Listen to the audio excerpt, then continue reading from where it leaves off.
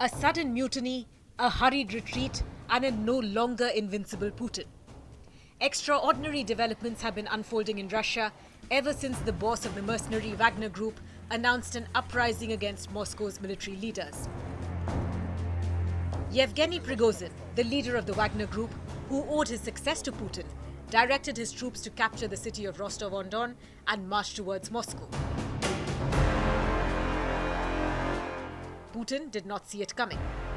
He launched a criminal investigation against Prigozhin and addressed the nation and accused the Wagner group of treason.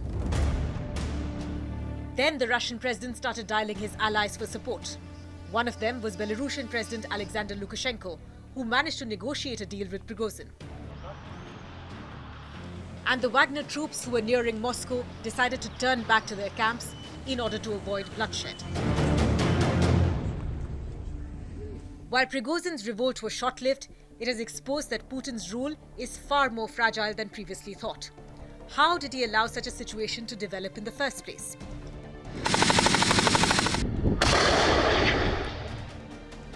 The Wagner group has been extremely beneficial for Russia in its ongoing war against Ukraine.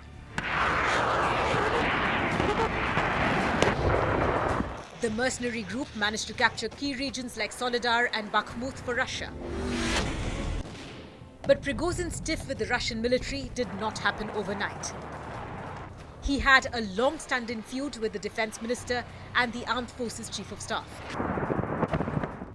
He started openly criticizing their tactics, accusing them of corruption and indifference to the lives of soldiers.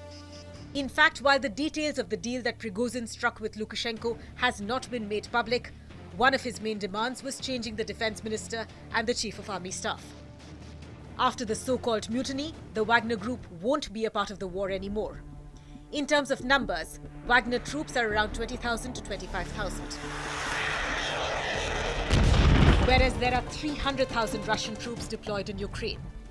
But the ruthless fighting methodology of the Wagner group will be missed by Russia. The Ukrainian military sees this internal strife in Russia as an opportunity to regain territory seized by Russian forces. Ukrainian President Zelensky claims the rebellion exposed the weakness of Putin's regime. But does Putin have himself to blame? After all, the Wagner group came into existence because of him. His one-time close aide Prigozhin was tasked with setting up the mercenary group to serve the Kremlin's expansionist agenda.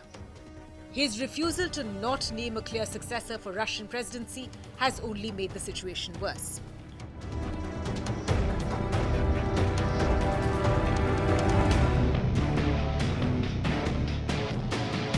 This power void has motivated people like Prigozhin to step forward and stake claim.